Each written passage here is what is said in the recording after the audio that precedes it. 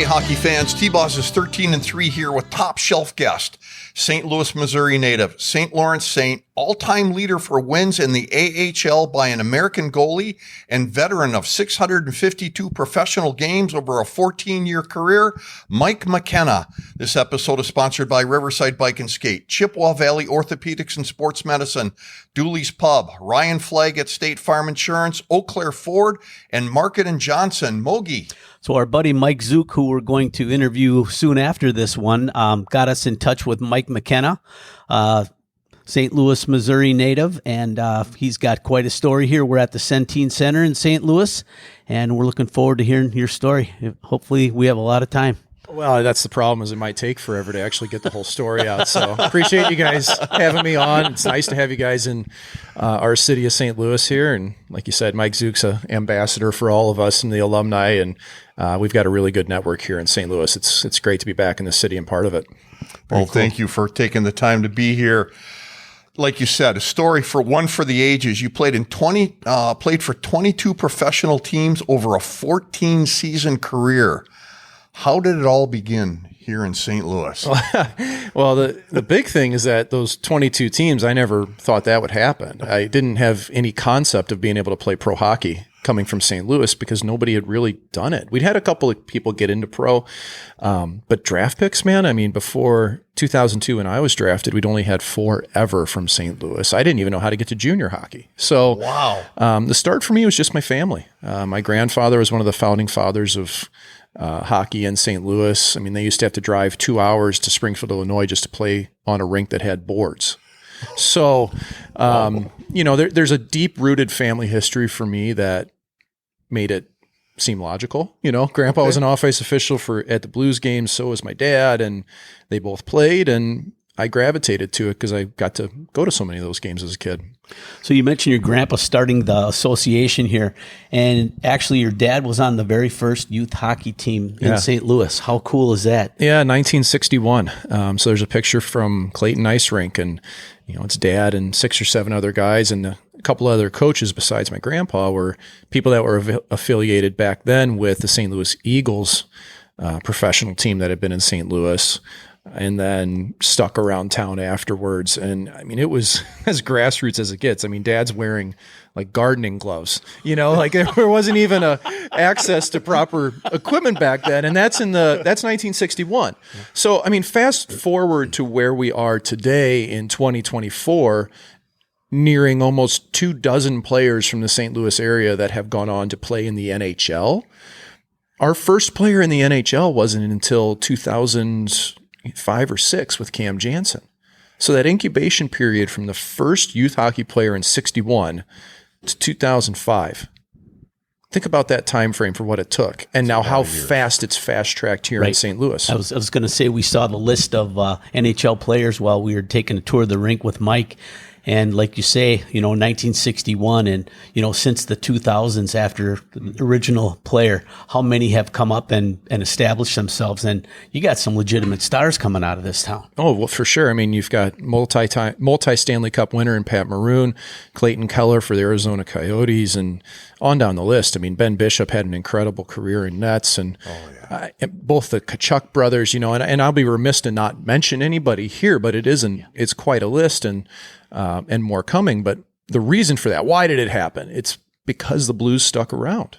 You had Al McInnes coaching, Jeff Brown coaching, Tkachuk involved. You had people, John Wensink was at the very start of this. Everybody remembers Wensink for challenging the bench when he was a Boston Bruin with the big afro and the T-stop, and well, he was our Pee Wee Quebec coach, so, that's really where the genesis of this was. And those roots were really laid by the mid 80s or so. You started to see some momentum. The 90s, it really picked up. And then McInnes's group that had 5 players from St. Louis go in the first round of the draft, and then Joseph Woll, the goaltender, early in the second round. That's what really put St. Louis on the map for youth hockey. It certainly did. And to think about that, do you believe that it's because of the St. Louis alumni who do stick around in this area that keeps the hockey blood flowing, that you had that opportunity to have that many kids go. Yeah, and it's for a couple of different reasons. You can put this into different buckets. One of it is that you've got just the physical ability. You've got NHLers, sons and daughters playing that are just gifted. That's just reality, man. Like, there's a reason why their parents played in the NHL. Why did dad play in the NHL? He's physically gifted. He was skilled, smart enough to be there. Well, I mean, that rolls into your genetics a bit. But I think that more so, though, it's been the rising tide of having the Blues alumni, not just with the youth players, but also remain visible in the community. And it's made St. Louis into a really die-hard hockey community. It's the Cardinals and it's the Blues. That's it here for pro sports. And now we do have City SC. We have a soccer team now, but it's in its infancy. So people largely live and die by the Cardinals and Blues. They interact with one another in different platforms around town. But the alumni has really been the driver. And by that, it's also improved the overall level of coaching and knowledge in this city, because now we have more players that have gone on to junior or college that can filter into the coaching ranks. So one of the things I forgot when I was doing the introduction and the welcome here was that we're actually in the St. Louis Blues Alumni Association room. I mean, they've got a beautiful lounge here. You can see in the background. They've got a locker room that's NHL quality. They've got unbelievable facilities here, and it's all because the guys that played here loved it here, stayed here, and have built something wonderful. Yeah, and they've also, frankly, maintained the connections to be able to fund these types of things, which is critical. You can't just walk in and go, I want to build this. This is going to be great. I mean, this stuff costs a lot of money to do and to maintain. And because of those relationships that alumni have built within town, there's value to it. There's value with being associated with the Blues alumni. And that's, created what we see in this locker room. There's a full-on NHL locker room behind us. Yes. For the alumni to keep their gear if they'd like to throughout the season. And, the work of what Kelly Chase has done and Bruce Affleck, and you can go down the list. It's incredible. They didn't just walk away from the game and say, hey, see you later. They stayed vested in it. They were able to make careers outside of, sometimes outside of hockey or within the sport, but always made sure they had the lens of bringing it back to their alumni, and that, of course, going on into the youth area in town. Certainly have created a legacy. Absolutely. Let's focus back a little bit on you. Goaltender. How did you come about that position? And I got to tell you, I still think to this day that every goaltender that I've talked to has a little bit of a quirk, whether it's superstition or, something about them that keeps them motivated to stay in that position, have guys fire pucks at them. So tell us a little bit about that background. Well, first with the quirks, I think that's a self-fulfilling prophecy. Oh, goalies are weird. So then goalies think they have to be weird, and they don't. You can be completely normal. When I played, I had no superstitions to me, that's just a waste of mental energy. They don't do anything for you. They don't help you at all. You put your left sock on before your right. That's not going to help you win a hockey game. It's not, Listen up, I have to hit my stick 5 times off the ice or I'm going to lose. No, you're not. Stop it. You're wasting your time and your mental energy on these things that do not matter. So, hey man, I probably have more quirks than anybody, I guess, but I think that's just most people in general. Okay. The reason for me to become a goalie was pretty simple. It was equipment. I would come to the Blues games as a kid. My dad, again, and grandpa were off ice officials, so we were there early before games. And I would always go and watch the visiting team warm up just to watch the goalie and see what equipment he had on. Oh. And, we grew up, my dad raced cars, so that's a very equipment-driven sport.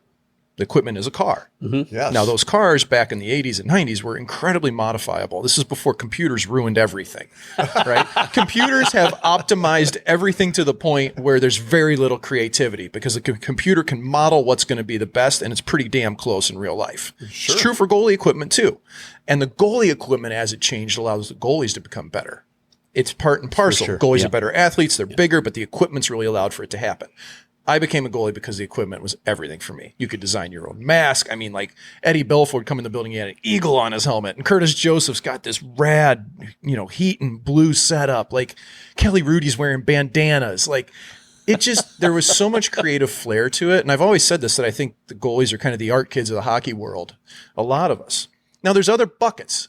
Okay. Yeah. It's not just, now I've learned this over time. I thought there were three. I thought it was either you're a gear nerd, or you're the youngest kid in the family and your older siblings forced you to go in the net and they shot pucks at you. We've heard that. It's real. And I thought the third one, this one was real too, is, this is pardon me, this is the fat kid that can't skate. We're going to put him in the net. Okay. That's what it used to be. You're right. Yep. Now, that's not what right. anybody would ever say any longer. You can't say that. But that is what it used to be. That was one of them. Well, now the goalies are some of the best athletes on the team. They're big, they're rangy, they can skate, they can move, and they have goalie instruction. So they don't just put them in the net and say, hey, have at it. That's why the bigger kids can play just as big as the smaller ones, and why the average NHL goaltender now is over 6'2". Right? Yeah, they are big. That's the reason why. So those were the three. There was a fourth I learned later talking with my goalie partner in Ottawa, Craig Anderson. Craig didn't want to get off the ice. And I didn't think about that. And then I talked to a couple others later on that had a similar remark to it. So I think there's 4 different areas why somebody would ever become a goalie. I was equipment, but I think it's kind of a mixture of all of those for most of us. We don't think about the shot coming at us that hard. You just want to get in front of the puck. It's fun. You don't think of the mental ramifications later when it's the hardest thing on earth to try to get ready for a game and not be beaten, just beating yourself up before and after and during. And, when you're a kid, it's pure. By the time you get older, you realize that you're either the hero or the goat, man. Like, there's no in between. You get an 18-shot shutout, you're the greatest goalie on earth. You maybe didn't have to do anything in the game. You face 45 shots and allow 4 goals, play one of the best games of your life. Your team loses 4-3, and you're the reason why. Yes. This is how it happens, right? Yeah. So you don't think about that when you're a kid, but the people that can really succeed at this position are able to block that out. They don't let it weigh heavy on them. So you mentioned excellent athletes going in the net. And we're in St. Louis, and it's a hockey town, but it's also a baseball town. You've got the St. Louis Cardinal hat on here. So obviously you had to be a tremendous athlete too. Did you play any other sports growing up? I think anybody would argue I was not a tremendous athlete, aside from goaltender. This body was built for goaltending. I'm 6'2". I've got scoliosis, flat feet, short shins. My legs were in shackles as a kid to straighten them out. So whatever the case, though, my body really geared itself towards goaltending. Long arms, I don't know why, but that's what I worked at.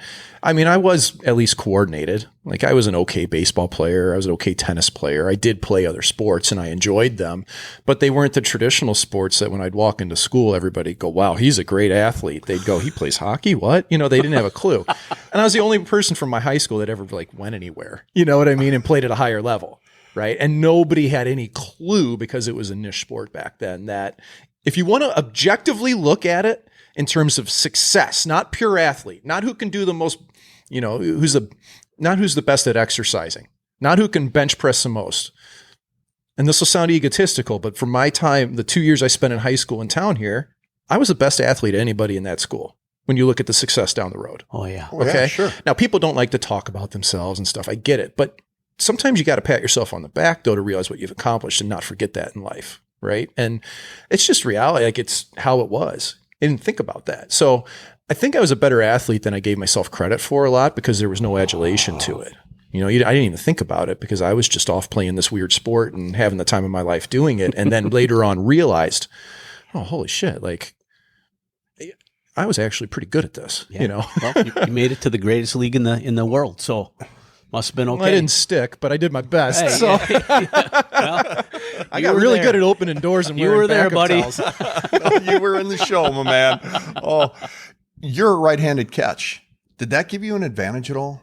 I don't think so. The only time I ever thought being a right-hand catch, and they call it full right in goalie terms. Okay. And I have people all the time say that I'm a lefty. I'm not. I'm right-handed. I do everything right-handed. I was wondering about that. No kidding. Yeah, I catch a baseball with my left hand, a puck with my right. I write with my right hand. I would bat right-handed. I shoot right-handed. But what I do is no dissimilar to what a lot of Canadians do. Canadians will shoot left-handed as a player, catch left-handed as a goalie. All the great puck handlers. Mike Smith, Marty Brodeur, Jake Allen, Marc-Andre Fleury, you name it. Any of them that are good puck handlers shoot the same way as a forward and as a goalie. And that's the reason for me. I picked up the stick, and that felt normal to play goalie with the stick the same way. You know? Okay. I mean, I also saw Ron Hextall score a goal when I was like 5 years old, and I went, I want to do that. So that probably helped a little bit, you know. A little motivation there. Absolutely. Right. And I did. I scored the first goal in the history of the North American League in junior hockey, and I was 17 years old. It was the best moment of my life at that point. But to your point, I only thought the advantage might come in shootouts. Okay. Because players have a tendency to overthink everything, and they'll look at somebody with a glove on the wrong hand, and they'll just completely throw them off. Yeah. And now I don't have any statistical analysis for this. Anecdotally, though, I felt like that was the one time in a game, because I don't think that the players typically have enough time and space to really look at a goalie and try to pick a different corner. We're pretty equal side to side. Mm-hmm. So, yeah, I think shootouts were the only chance. That makes sense. It did let me handle the puck, though, again, because I shoot right-handed as a player and right-handed as a goalie. So, I mean, I could loft the puck out of the zone of everybody's head at 14 years old. Wow. No one else could do that in this area because everybody thinks baseball first. So they all catch with their left hand in St. Louis, Missouri. They don't think about this. You know, a lot of things we do in life, we don't think about it. We just do it. That's what everybody else has always done. They give you the gear. Well, here's your glove. It's a left-hand catch. Well, I guess that's what I have to do.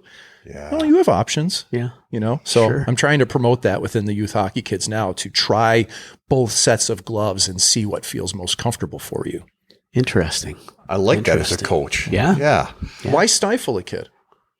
You know, Right. Why push him down a path if he's not comfortable down that path? Right. Let them find what works for them. Give them options. Yeah. You know, You had mentioned you scored the first goal in the Null.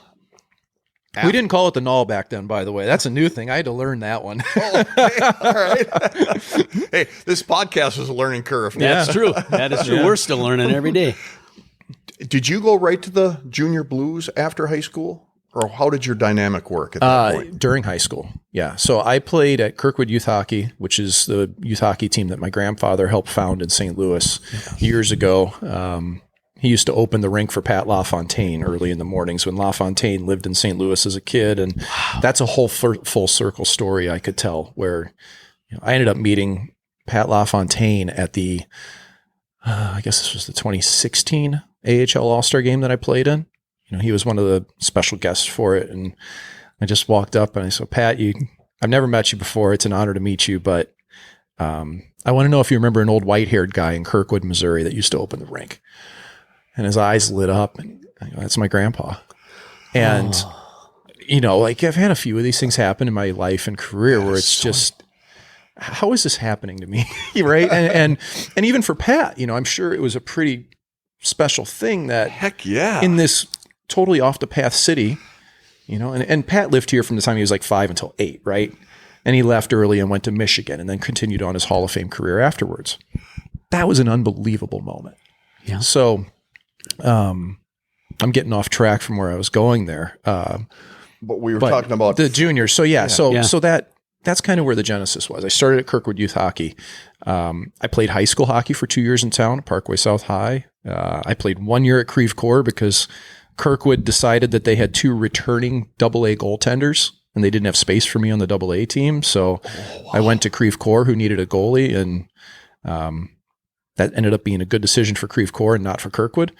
Played Pee Wee. They picked the wrong guy, huh? Well, that's Debatable. there was allegiance to second year players, which thankfully now, especially at Kirkwood, which I'm actively involved with, we don't pick based on the year. We picked on ability and what happens in evaluations. And it's all on numbers. It's not 2 guys in a room saying, oh, this guy here, here, and here. You know, so played Pee Wee Quebec for John Wensink, wore the Blues jersey for the first time in that tournament.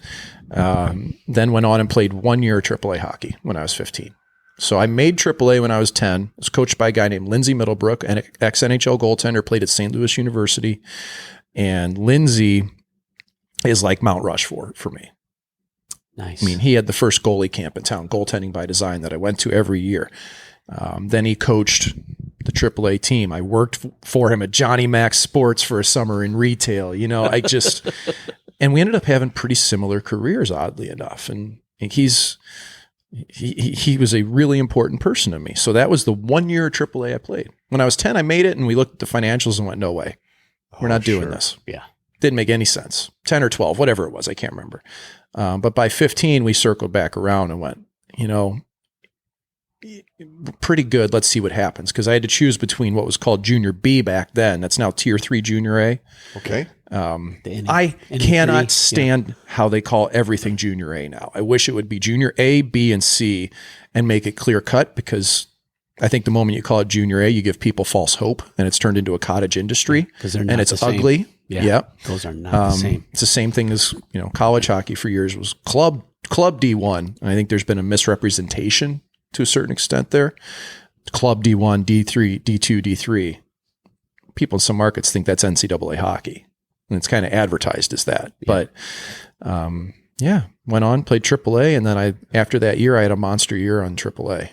Got cut from the U.S. development team, didn't make that. The two goalies that they did chose for the U.S. development team played a combined 2 games of pro hockey.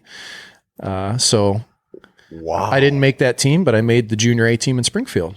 So I was one of the 3 16-year-old goalies playing Junior A at the NHL, NAHL or USHL level that year. And 2 years in Springfield, Illinois. Went to high school with Andre Iguodala, who plays basketball in the NBA. He's now head of the Players Association. And then 2 years, senior year of high school. And then I went on to St. Lawrence afterwards. Okay, so just for the kids that might be listening to this, you got cut from a prestigious organization, National Team Developmental Program, but you didn't say no. You found a way to make sure that you could still continue to play hockey. Yeah, well, I was pissed first, and it probably fueled me. Mason Appleton. Yeah, Another because guy who interviewed. I knew I was the best goalie in that camp. Knew it. And I also knew that the other goalies had been on the radar for 3 years, and I only had come on in the last year. So, they have more familiarity with the other two. Didn't matter, right? That's what pissed me off. Again, like the way things used to be a lot of times with just one person picking teams. I found out it was one person that picked the team and the goalies years later when I talked to somebody at USA Hockey. And okay, that's fine. It probably ended up working out for me pretty well because it fueled me. And I also didn't, but again, I didn't think about this as me being a pro player down the road. I just thought about it as, I didn't get what I thought I deserved. And I found out later in life, what's fair in life is cotton candy. There's no such thing as fair. Okay. That's a great story from first year economics class, I could tell, but we're not going to go into an econ discussion here. You were an econ major at St. Lawrence, though. You could probably school us pretty good here. We can talk demand curves and yield curves if you want, labor, law, economics, those things. But let's not. Yeah. Regardless, though, I mean, it really did. I was mad, and I was disappointed. But I got lucky that a team in Springfield thought I was good enough to play in that league. I got a good bounce there. Again, I had a great camp there, made the team, had a great goalie partner in Kevin Ryder, who's now the assistant coach at University of Michigan and their goalie coach. And so, yeah, off I went from there. Well, you certainly found the right trajectory, that's for sure. So when did St. Lawrence come knocking on your door? When did the college teams, for that matter, come knocking on your door? Yeah, that was, by realistically the first year of juniors, you kind of start to think there might be some interest. And this is so different than it is now. I mean, now kids are committing at 14, 15 years old. It's completely different. You never talk to a college until midway through your junior year, the way it used to be. Yeah, when they could contact you. Yeah. That's how it worked. Now there's backdoor channels, agents, parents, family advisors, all working behind the scenes to make it happen. So by middle of that junior year of high school, my first year of juniors, I had a lot of Ivy League teams. I'd already taken an unofficial visit to Notre Dame. I took an official to Cornell, took an official to St. Lawrence, had another official lined up for Colgate after that. So, wow, you were getting a lot out. Well, yeah, I mean, first off, I wasn't a high prospect because our team was not very great in Springfield, and that's just reality. If you're on a bad team as a goalie, you're not going to be a blue chipper.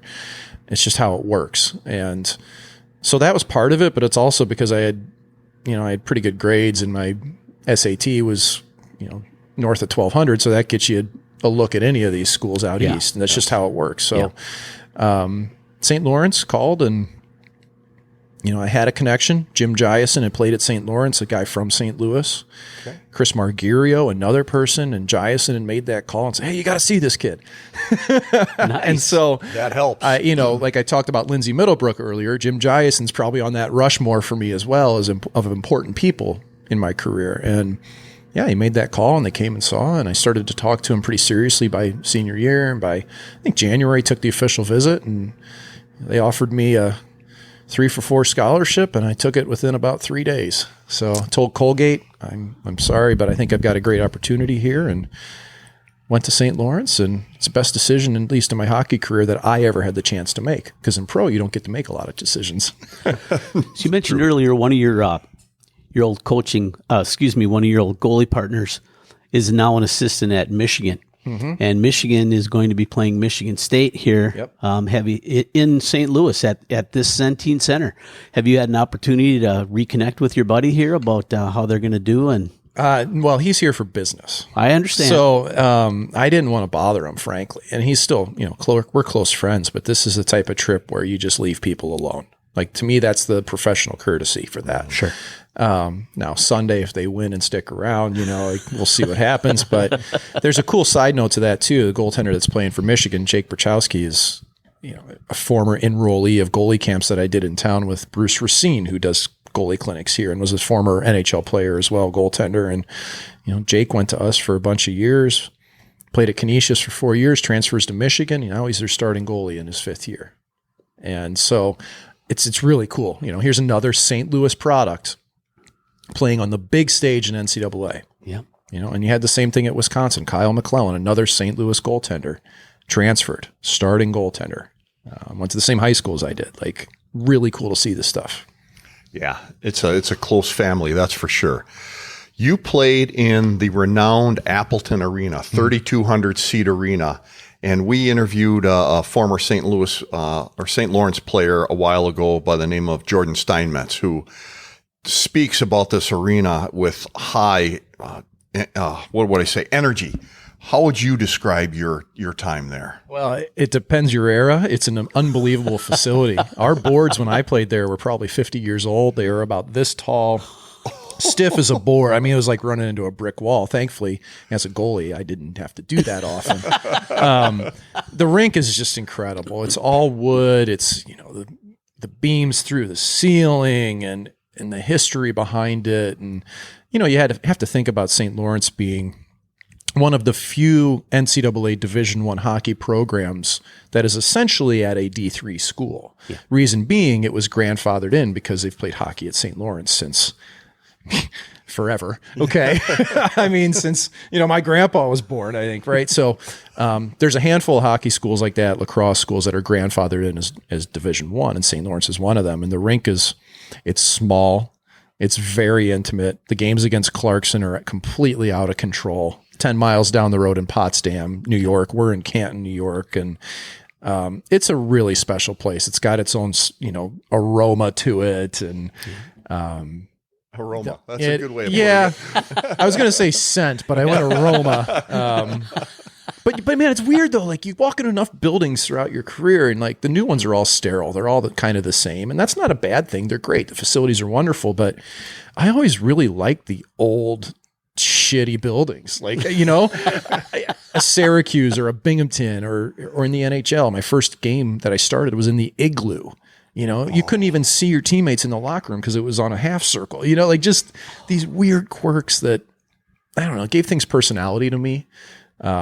Some of that's been lost, but it's also been for the better because facilities are so good. But Appleton, thankfully, just underwent a $20 million renovation and LED lights, seamless glass, new boards, and it's an ancient building with modern amenities. And the nice part now is there's no reason for St. Lawrence to be unable to recruit somebody based on facilities. We have everything that you need to be able to compete at the highest level. Good to know. That's fantastic. You were drafted in the 6th round 2002 draft by the Predators. You said that, or you mentioned in your earlier comments that you didn't see the projection of a pro hockey player. You just wanted to play. Did you see this coming? This one, yes, because the momentum starts to build at least. So I didn't see it when I was 14, 15, 16. I started to see it by freshman year of college or so. That's when I realized that there might be some juice behind this, because by the time they list central scouting projections and you're on that list, or at least when you're playing junior hockey and now you're going to the showcase tournaments, that's the league based, like I did a few times in the North American League, you kind of get it. You realize, wow, I mean, people are paying attention now. Yes. And on a scale much larger than I ever knew. So back then, if you were a college kid, you couldn't be drafted at 18 years old. If you went to college, your first eligibility year was after your freshman year, if you were a true freshman, so at 19. Okay. So that's the reason behind me being 19 years old and drafted. It was my first year eligibility because I didn't go to major junior. So it's funny. I had a game that I played at St. Lawrence against Cornell. We lost 2-1. Probably January or so, I guess, and played really well. I was proud of the game, even though we lost. It might have been an OT loss. I can still remember it. It was a shot from the point that deflected. It was a screen, went in. And then afterwards, he said, well, somebody wants to talk to you. Okay. And that night we were playing against Cornell, and they had a goalie named David Lenevue in net. Now, Lenevue was rated like number 1 on Central Scouting. Okay. Now, Cornell goalies, they tend to be rated very highly, because they average about 19 shots a game, and their save percentages are like 940s, and their goals against are 1-1. And when you didn't have goalie departments doing the scouting, just, this kid's a winner, he's a great goalie. Well, Lenevue was a very good goaltender, but what did you really have with him? And I found this out later when, after the game ended, somebody wanted to come talk to me. It was Mitch Korn, goaltender coach of the Nashville Predators at the time, along with one of their head scouts. And this was my first interview, essentially, with an NHL team. No. Way in advance of the draft. Nothing that could hang on this with anything that might have. It just was, come talk. And, Mitch Korn, who's now the goalie director for the Islanders. He won a Stanley Cup with the Washington Capitals. Him and Barry Trotz have been hand in hand forever. Now he's, we're still working for Lou Lamoriello with the Islanders. But that's what turned into sitting on the draft floor in Toronto in 2002, and it got to be about the 6th round. And I was projected probably, realistically 5th or 6th round was the expectation, maybe 4th if something crazy happened, Sure. And there started to be this string of goalies that went in the 6th round, and Curtis McElhenney, Bobby Gepfert, right? And they were kind of in the same area, and I thought, Nashville's up. Maybe this will happen. And sure enough, it was, I was there, my parents were there, and they called it. And it's funny because Nashville, I never signed with them, but I went to 4 years of development camps. And this was early in the organization. Still friendly with a lot of people within that. I've circled back with a ton. Ray Shiro was there. Claude Noel was there. Todd Richards was there. Claude Noel coached me in Milwaukee down the road. Todd Richards coached me down the road in Columbus. I mean, you could just go down the list of these people who were involved with Nashville back then, right? Dan Hamhuis, Ryan Suter, Shea Weber, Alexander Radulov, like all these top names. I ended up being teammates with them like 15 years later.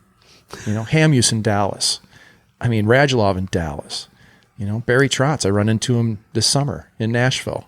Just wild. But of all those people, and from that one conversation, and from a team I never signed with, Mitch Korn's been the greatest mentor for me in my life.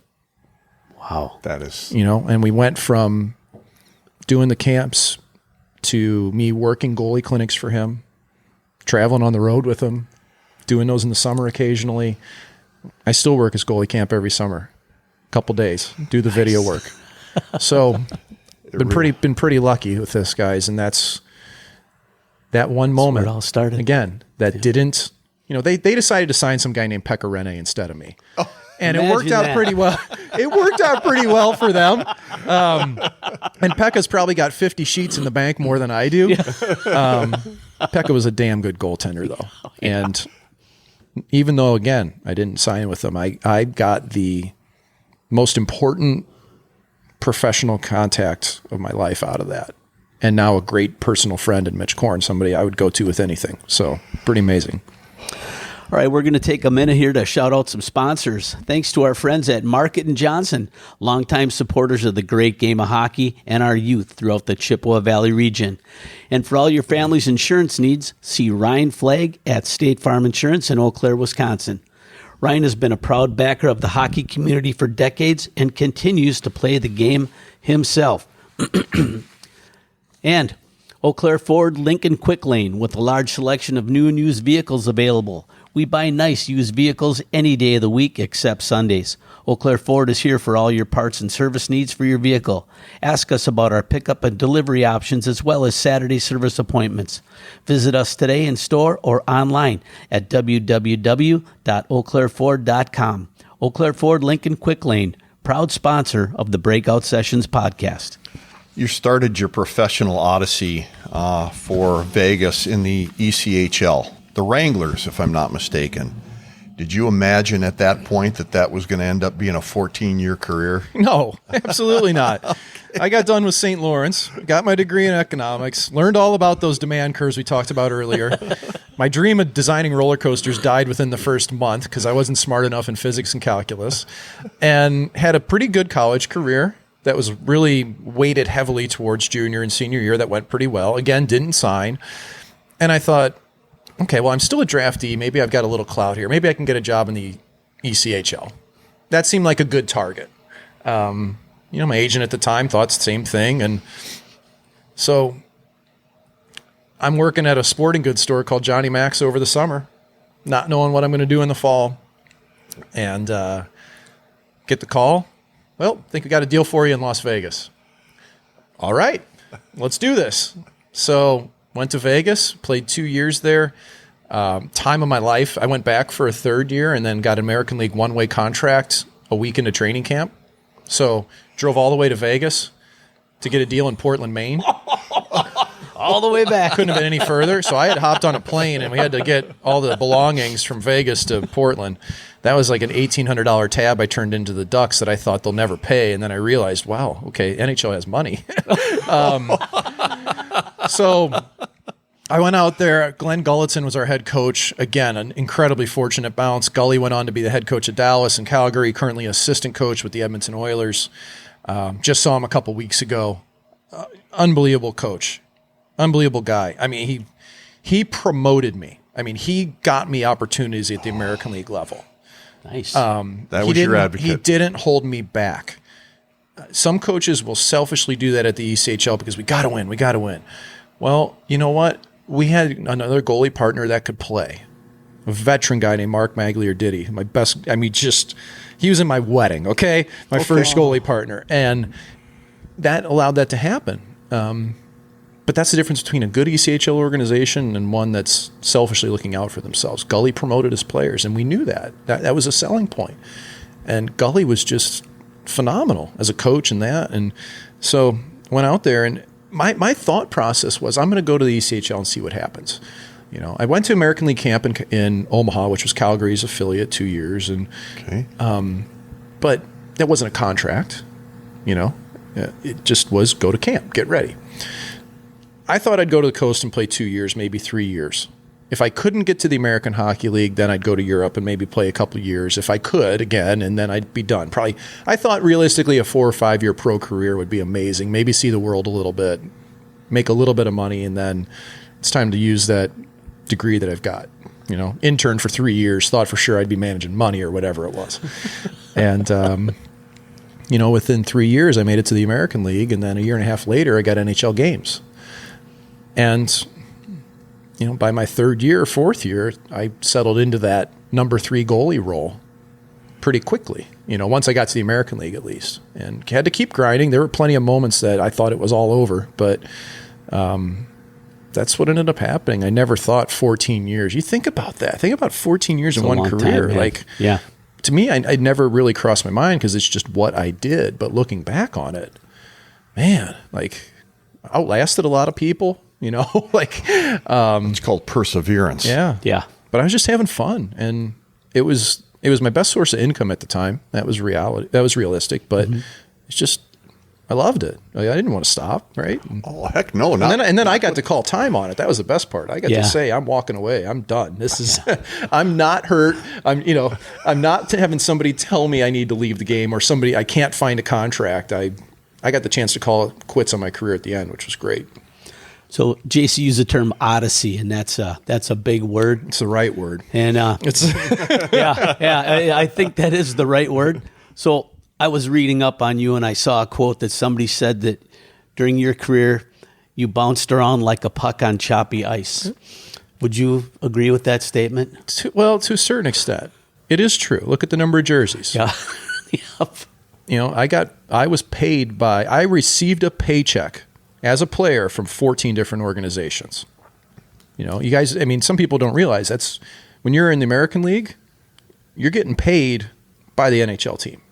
That's how it works, So, Calgary even, like I was in Calgary's organization for the better part of 2 years with the Wranglers, despite only playing a month and a half on a, PTO, but that came from Calgary. So, and then I got paid by the Golden Knights. Now I've been paid, as a broadcaster, I've been paid by half the NHL. I got pretty good. Sure I got a pretty good understanding of the league landscape, right? Good connections, I can imagine. Yeah. So, but I was never traded until my 12th year pro, and then again in my 14th year, my final year.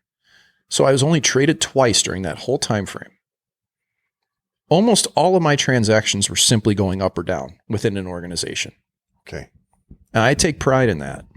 It showed I had value. It showed I earned my way to the top. It showed I outplayed my goalie partners, loved my goalie partners, but it showed I outplayed them and deserved those chances to go to the NHL and call-ups. Yeah. I may not have ever been a big solution because I wasn't the prospect. So I wasn't gonna go up and then the team was forced to play me for 10 games to see what I could do if I was the long-term guy. Well, cross that bridge by the time you're 28 or 30 and you're in your fourth or fifth organization. You just, it's not happening, unless you rattle off, unless everybody ahead of you is hurt and you're the only option. And if I would have rattled off a 20 or 30 game stretch that was just lights out, that's what it would have taken for me to stick in the NHL at that point. Okay. But no, I think the bouncing around really, I'm actually kind of proud of it because again, it was me elevating myself more than anything and not being traded. And I was claimed off waivers once too. That was also in my final year, but not a lot of transactions there.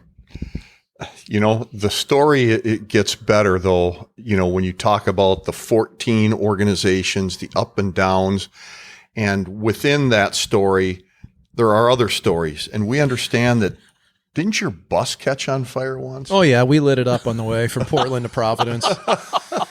Clyde the Glide, the Literally. driver. Yeah.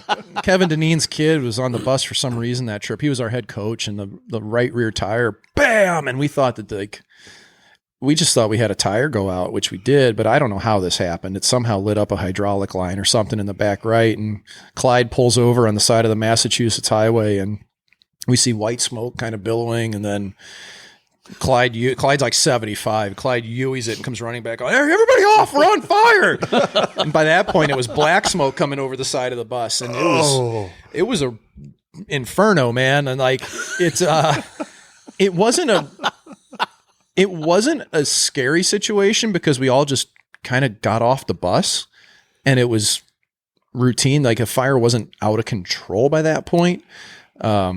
But as we walked past the thing, we looked at, oh man, it's going, right? So the crazy part is though, the firewalls held tight and our equipment wasn't damaged at all. Nothing, nice. No possessions or equipment was damaged. It basically was the right rear went up and then the firefighters showed up and there was a cop following not far behind us on the highway that called it in immediately. So we had fire on the scene really quickly, but we were on the news. We show up in Providence, hour and a half late, 2 hours late because we had to grab another bus. We're sitting at a Panera on the side of the road as a team. And we show up and, we should play. Oh man, our gear smelled like a mechanical fire. Not like you're burning oak trees in the back and having a nice fire where you're having drinks outside. No, it was burning. It's like imagining a salvage yard going up in flames. It smells horrible. Tire fire, horrible. Yeah. That's what our equipment smelled like. So we go out there for warm-ups and Kevin Dineen's smelling our jerseys. What do you think? Can you play? And we've got underwear from Providence they gave us to wear instead of our own and all this stuff. And my goalie partner, Gerald Coleman, refused to play. His gear smelled too bad. I can't play. And Deneen goes, "Can you play?" I go, "Of course I can play. You're asking me to play. I can play." Absolutely. Why do you think I had my career too? I never turned that down. There's some goalies, some players, if they're not 100%, they're scared. They won't play. They'll refuse it. Yeah. That's being scared. Yeah. And I think that also comes from the fact that every year I was on a 1-year contract and I knew I was fighting for my job every year. I didn't have any comfort level. So I wasn't leaving the crease unless I was dead. Yeah. And so I played and we got through the first period. It was like 2-1. Third period, I think they were beating us 3-1 or so. And it was like, but then smoke inhalation took over. I think we lost 7-3. Our team just ran out of gas, man. And the third was ugly. I was like, all right, Colsey, thanks for letting me ring up a 7 spot because you didn't want to play today. And I like Gerald, but this would happen. He would pull the chute and I'd have to go in. And, again, that actually probably extended my career multiple times, though, with goalies that just didn't want to go for whatever reason. So I read about another situation that you were allegedly involved in, and we hope that you're able to corroborate this. You were involved in swiping a Volvo on the Chesapeake Bay Bridge? Well, we didn't steal it. We sideswiped it. We hit one. I just said swiped it. Yeah. You sideswiped it. Yeah. So it was an emerge. It was merging, and people are not very good at zippering. You know what I'm talking about on the highway? You're supposed to drive side by side until you get to the merge point and then you zipper. And what happens inevitably is people merge like a mile early. So you get the whole right-hand lane, then you get somebody just flying up the right side that wants to merge. Pet peeve of mine, you can tell. But we're on the Chesapeake Bay Bridge and this Volvo just comes tearing up and the bus driver isn't going to let him in. This guy came tearing up. And sure enough, we just drove right into the side of this guy's car. And so the bus, I'll never forget it because the big rear view mirror on the right side and the door were just like a little bit wonky. So our bus driver fixed it with skate laces. And so basically what I mean by fixed it is he held it shut. But do you know MacGyver's first name is Angus?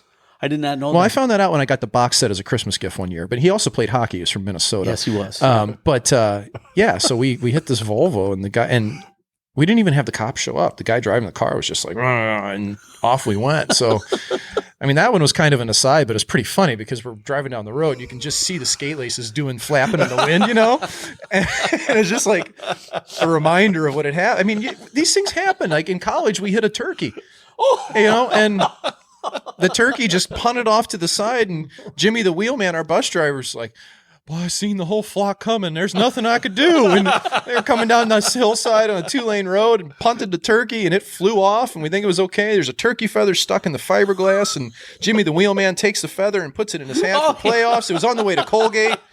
Guys, like the shit that happens like this, he was so proud of that feather. All right, we're going to take a second to give a shout out, to a few more sponsors. Chippewa Valley Orthopedics and Sports Medicine has been committed to the healthcare needs of patients in western Wisconsin since 1954. The orthopedic surgeons and athletic trainers serve many area schools. Their success and reputation as an outstanding orthopedic clinic can be attributed to the teamwork of friendly, knowledgeable physicians and staff. And Riverside Bike and Skate, Eau Claire, Wisconsin's hockey headquarters, which is the oldest hockey store in the state of Wisconsin. Buy hockey gear from the people that play and know the game, and don't forget about their bicycle sales and service, as well as your paddleboard sports center for kayaks and canoes. And Dooley's Pub has been Eau Claire's home for hockey and all sports fans since 2005. Dooley's Pub is a proud booster of the University of Wisconsin-Eau Claire and all local high schools. Dooley's is located on historic Water Street, providing excellent food and service, and has all of your favorite sports televised at all times. Mogi. So evidently your first start as an NHL goalie, you won the game, 1-0 shutout. Tell us about that experience. Pretty amazing. The night before, I was with the Tampa Bay Lightning, so this is 2009. The week previously, I didn't even have an NHL contract. I was on an American League deal playing for the Norfolk Admirals. I didn't go to training camp with the NHL team. Barry Melrose was the head coach at the start of the year. He got fired by Thanksgiving. Rick Tocchet took over. Mike Sullivan was his assistant. Pretty wild, right? Big names. Holy cow. But the team wasn't doing well. And so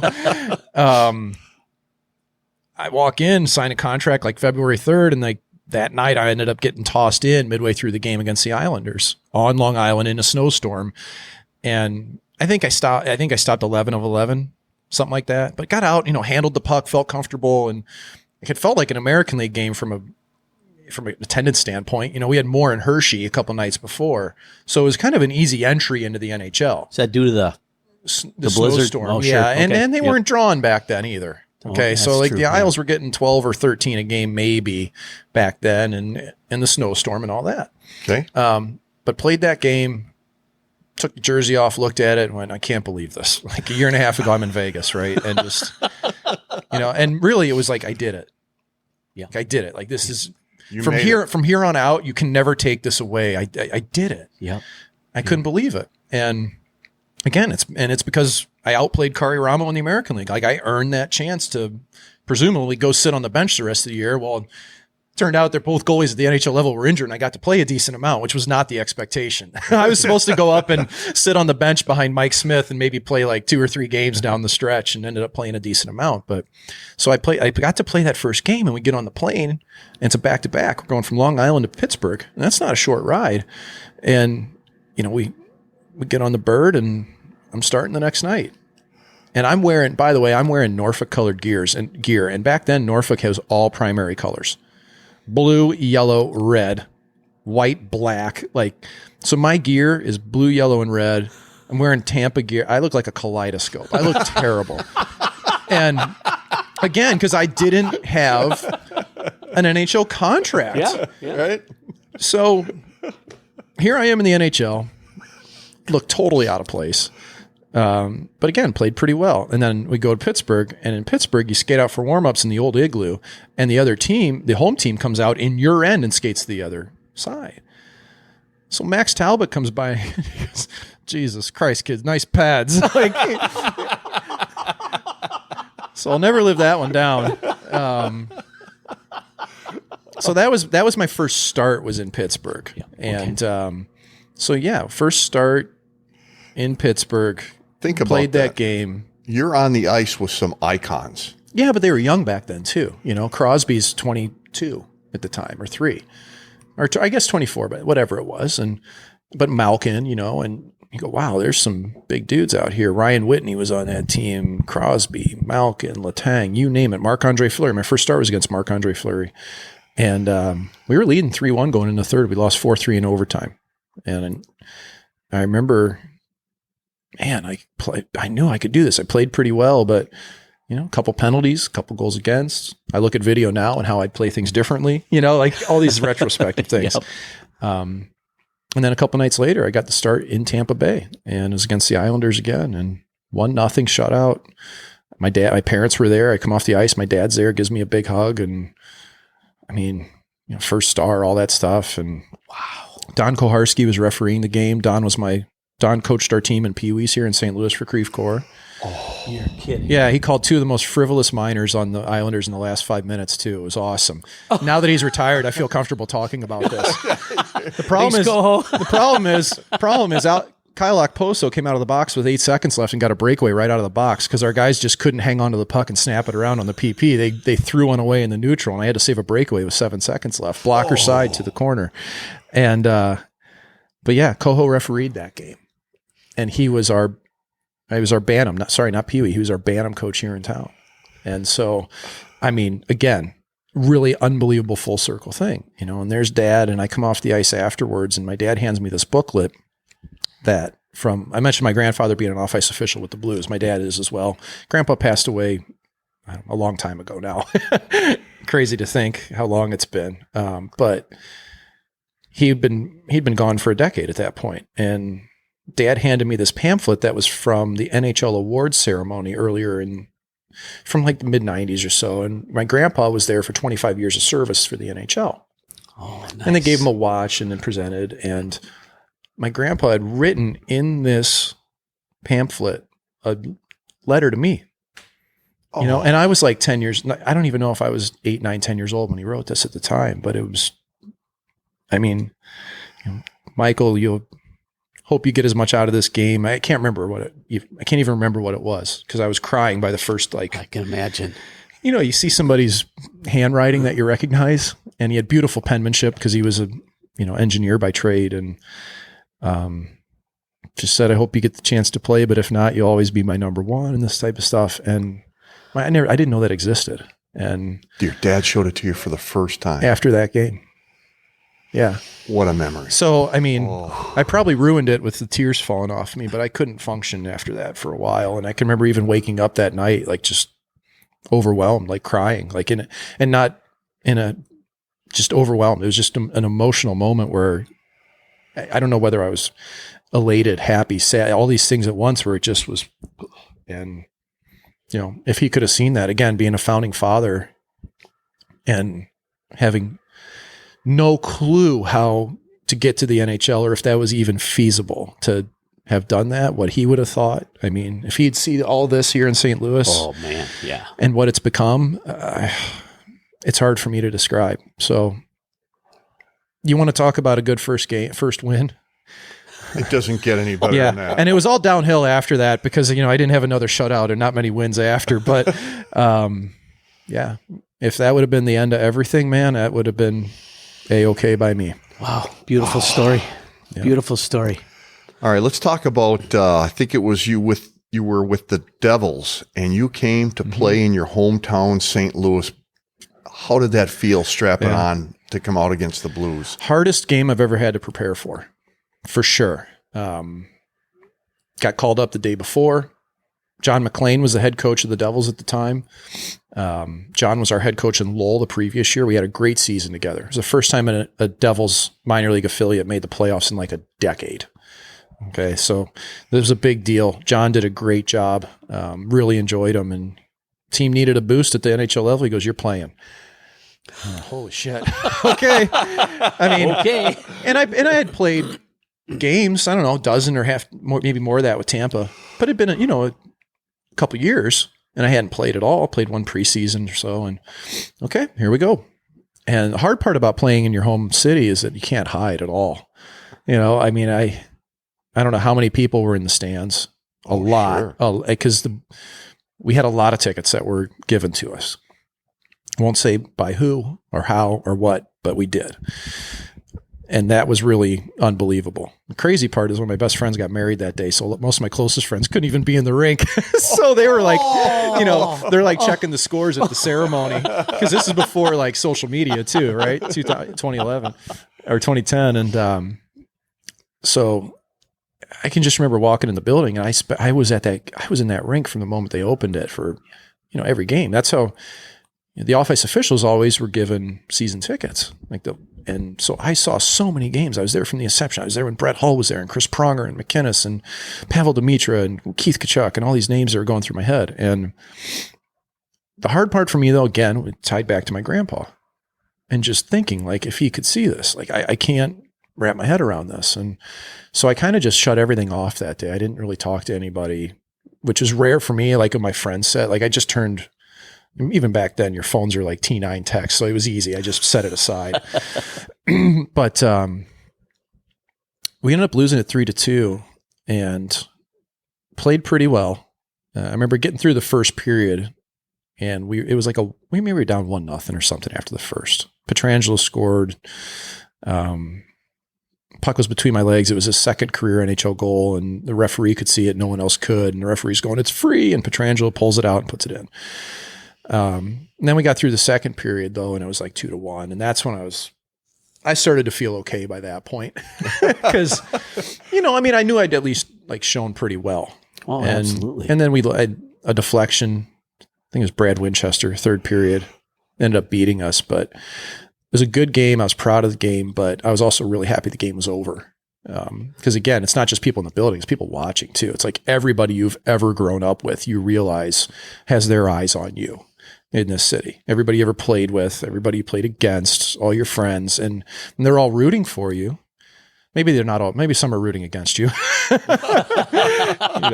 But it was tough, man, to get through it. And then, like I say, though, I started to feel like myself pretty early in the game that you just go do your job. And then when it was over, it was a pretty big wash of relief. And if I'd ever had another game there, it would have been once you've done something in life, right? Second time's always Yeah, easier. it's way easier, but it was a tough one to get ready for. Well, I think about all the young St. Louis kids who were watching that game or at that game, and they're thinking, well, here's a guy who grew up in St. Louis. He made it to the NHL. Maybe I can too. Yeah. Well, and quite the inspiration. You had Cam Jansen playing for the Blues, who was a St. Louis kid who'd been with the Devils before, and myself. And at that point, Ben Bishop and the Stastny brothers, Jan and Paul, we were like the original five. I think I might be missing somebody. I don't feel terrible if I am, but I can remember that first year I was playing in Vegas, calling Jansen after he played his first NHL game and saying, "Man, you did it! Like this is just so happy, right?" But it was our St. Louis pride. Like nobody had made it from this city, Yep. And Cam, it's like, man, you broke the door down for all of us. You did it. And I was sitting on a couch in Vegas in my apartment when I called him. I'll never forget that moment and just how cool that was. And now again, what it's turned into, Cam, Bishop, Stastny's. We were all right at the forefront of that. It is, you talked about your favorite memory, which obviously was coming off the ice and your dad handing you that pamphlet. Yeah. But you have set a legacy for the hockey players in this territory. And I want to ask you, you have the most career wins as a goaltender in the AHL.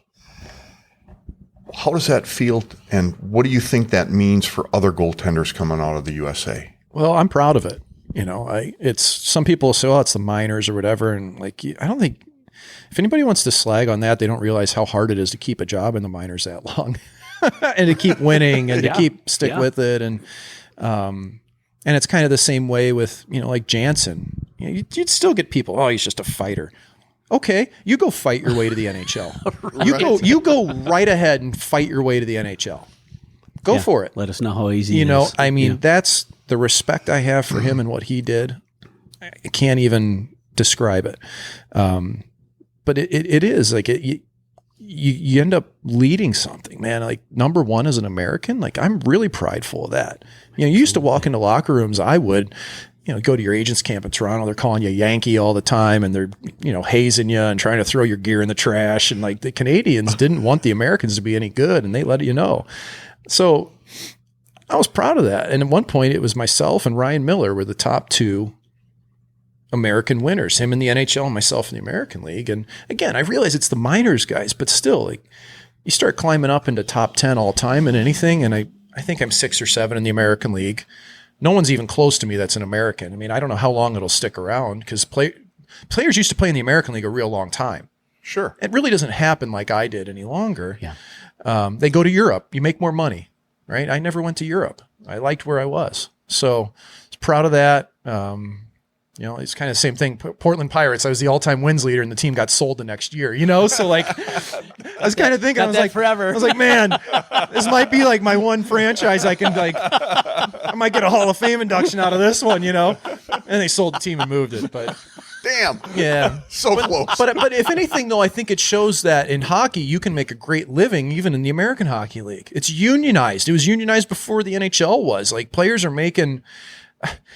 honestly, guys, players are making league minimums at over $55,000 now for a player, and that's an American League deal, and most everybody's on an NHL deal. Players in the American League are making 150 up to $400,000, some of them, right? It's not like baseball where you're eating hamburgers and hot dogs and living 8 to an apartment because basically everybody has been completely complacent into the players being paid less than minimum wage because they're chasing a dream, which is utterly ridiculous. Yeah. And there's been a fight within legislation to change that. But hockey has provided a lot of people a chance at making a living in the professional ranks of the sport, even at the minor league level. So let's talk a little bit about your memorabilia room if you have one at your home. It's my guest room closet. All right. So we're talking 22 different jerseys for sure and 18 different masks. Do you still have all that stuff? I have all the masks. I'll never get rid of those. Those are for my kids. The jerseys, though, are interesting. I don't have every jersey. You're not given a jersey by every team, or you weren't back when I played. If you finish the season with a team, you might be lucky to get one, or they may offer that. They may be so kind as to offer you a chance to buy your own jersey. Wow, nice. And I did that on multiple occasions. I've had to trade and buy a lot of my own jerseys. There's now a rule in the NHL CBA that every player receives a jersey. Okay. I complained real loud about this and pretty publicly because a lot of people didn't know that this was a thing. So again, I don't know if this was who was behind that happening. I kind of like to think that it's the Mike McKenna rule because it's Go with it. and if no one complains, nothing ever changes. Think about it. Like, you work your ass off your whole life. You bleed on that jersey. You work every day tirelessly, and you don't get to take that home. A jersey that costs the team at cost $180, and you're making. And just think about this too, guys. Like, they would give it to the players that were there all season. They finished the year. You take a jersey home. Okay. Think about the call-ups. Think about the guy that plays 2 games in the NHL, never gets a sniff again, and they play in November. What happens to their jersey? They sell it at the resale shop as an authentic. Yeah. Yes. And frankly, guys, for a player that nobody cares about, that is an oddity in the fan lexicon. Okay, a lot of them, right? It's an oddity jersey. They'll buy it for $350 or $400. The team profits $80 off this thing, $100 off of it. How is that right? That's wrong. And that's where I think they finally realize, wow, okay, we need to at least give these guys a jersey, you know? So I was passionate about that. I didn't like that one bit, you know, and you get people asking, can I get a jersey? We have charity. Can we have a golf tournament? Can we get a jersey? I'm like, I don't get my own jerseys.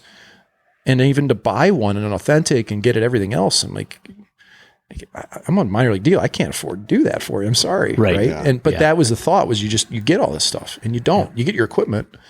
Well, equipment's beat up anyway. They can't really, they're not going to get any money for it. So I'm glad that's changed. So I do have most of my jerseys. Okay. I have all my masks. I've got the game sheet from the first NHL game that was sent. The NHL sends that to you. I didn't even know that was going to happen. A FedEx package showed up one day with the game sheet in a beautiful frame and a letter from Bettman, and you know, so nice. I've got those in there. I've got the picture of Ovechkin doing the hot stick on me up on the wall.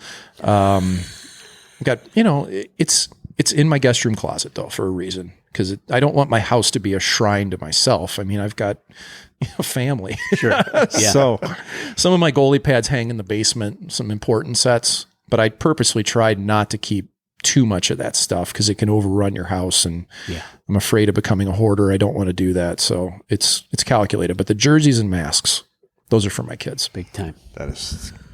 Let's talk about something important that I believe, Mogi and I both believe, is very important, not only to the hockey community, but to our veterans. And that's the Warriors Project. Yep. And we understand that you have a significant part of that in the St. Louis area. Can you tell us and our listeners a little bit about that? Well, I'd be happy to. So this has really been in the last 5 years that Warrior hockey has gained steam within USA Hockey.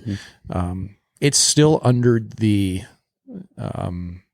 like disabled hockey, which USA Hockey is kind of learning how to handle the Warrior division, because it's comprised of players that all have at least a 10% disability rating from their time in the military in any branch in the United States. So that level of disabled, and it can be physical, mental, it can be anything. If they have that rating from the VA, they're eligible to play. But it is ultra competitive, and frankly probably needs its own division, because now it's grown to where you've got, I don't know if there's 100 teams around the nation, but I bet it's close to it. And we have 5 of them here in St. Louis. We have 5 rosters worth of players for the St. Louis Blues Warriors. And we have a waiting list on top of that. Wow. So I first found out about the program when I was working for the Golden Knights in broadcasting, and the Warrior Classic tournament was in Vegas. And Philadelphia, I had finished my pro career within the Philly organization. And, you know, I played for them, played in Lehigh Valley, and Brad Marsh asked me to come down and say a couple words to the Philly guys. You know, because they were in the building, right, where where the Vegas team practiced, where our offices were. And yeah, sure, you know. So I came down, said hi to the guys, watched the game. I'm like, this is unbelievable, you know, because it's not just hockey. Like, this is a support group for the Warriors. This is a men's club, a women's club. It's you know, it's co-ed. It's saving lives. It's given them a locker room, you know, that they were used to having previously in a military life. And so to see that in Philly in Vegas, I called a friend of mine here, Nathan Laup, who's another goaltender. I mean, we've been friends since kindergarten, one of my oldest friends. And he served in the Marines. He went to Iraq, several tours. I mean, badass guy. And I said, you got to see what's going on here. And so from there, I put him in touch with a couple people, and Nathan took the ball and ran with it. And here we are, 4 years later, since the Warriors in St. Louis at least first started up, and our organization's over, again, 120 people strong, going to tournaments 3-4 times a year, hosting them here. And we've had some amazing things come of it. We were at a tournament in Philadelphia 2 years ago, and had a guy, and I shared this story when I was writing for Daily Faceoff. So Bill Southers was the player, and Bill, I asked him, can I share this publicly? And he said, absolutely, please. Like, I had to think about it, but yeah, I think you should. And Bill stood up after the tournament. He'd never played hockey until a year before. Like, we have some beginners out there. Okay. I mean, Bill's a hazard on skates because he can't stop. That's why we got boards, right? But Bill is Purple Heart. Bill lost half the people that he went to war with, either through combat or suicide. And Bill stood up after the tournament and told all of us, he goes, this saved my life. And we know that's been the case for players within our organization, players in other organizations. So that's really what it's about. It's about giving back to people that have given so much for all of us, but to also try to find an avenue to help them and let them help themselves within a group. And so, yeah, I go out every Tuesday mornings and 6:30 a.m. and coach the goalies, and then at tournaments I'll help behind the bench too. And it's an incredible organization, and it's growing throughout North America, especially in the U.S. And if you are in an NHL city, you probably have a Warrior program at this point. I'd encourage anybody that's got some spare time, whether you're helping administratively or coaching, please do so.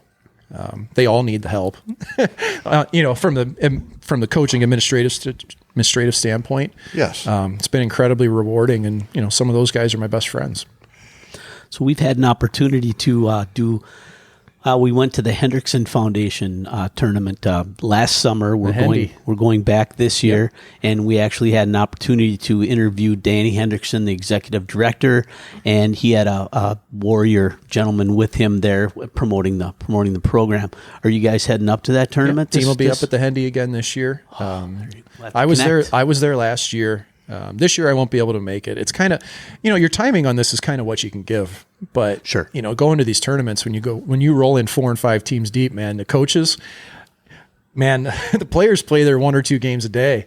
The coaches, I remember the tournament in Denver, I was on my feet from like 7 a.m. till 9 at night last year. I was just like, I'm fried, dude. I'm like, I've coached enough, but no, they'll be there again. The team's headed to New Jersey here in a little bit for the Warrior Classic there.